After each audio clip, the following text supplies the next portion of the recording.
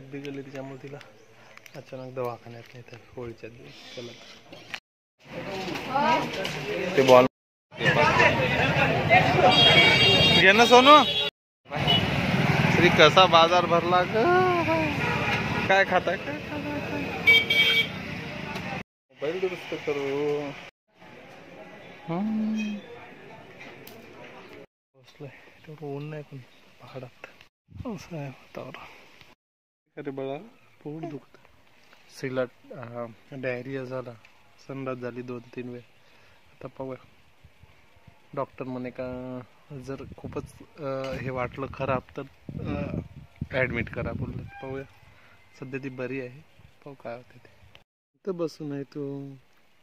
आपण भेटूया ना तिथं पाहिजे रानवी बसून तिथं होळी पेटू. आता मम्मी काय करताय पाहूयाच. हो ना. वास येत आहे भज्याचा. भजे करताय का.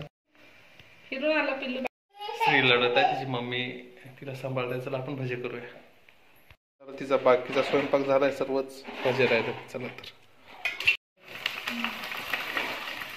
भजे सुरू आहे. होळी पेटूया. चल तयारी करू होळीची. रोड घेऊ ना इकडे डाकोरचा रोड घे सुरू आहे. तिथे होळी पेटू मग. आता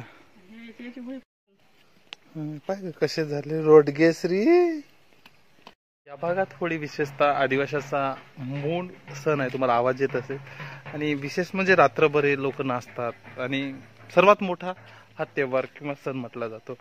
जवळपास रात्री या गावची होळी 4 वाजता पेटली आणि म्हणजे रात्रभरच नृत्य वगैरे पारंपरिक होतं. मी जसं तुम्ही पाहिलं असेल आज सकाळी मी सकाळच्या फुटेजमध्ये टाकलं. चला तर आता होळी पेटूया. पूजा करते. होळी पेटली झाली. आता डाकोर सर पूजा करताय. चला. अन्वीची आणि श्रीची पहिली होळी आहे. होळी झाली पहिलीच आपल्या होरापळीमध्ये. तर जवळपास आता जेवण करूया चला. आणि शाळेमध्ये कोणीच मुली वगैरे नाही. स्टुडंट सर्व घरी गेलेत आपापल्या. आणि शांत जिकडे तिकडे पहा अंधारच अंधार. परत भेटूया अशाच एका नवीन ब्लॉग मध्ये. धन्यवाद.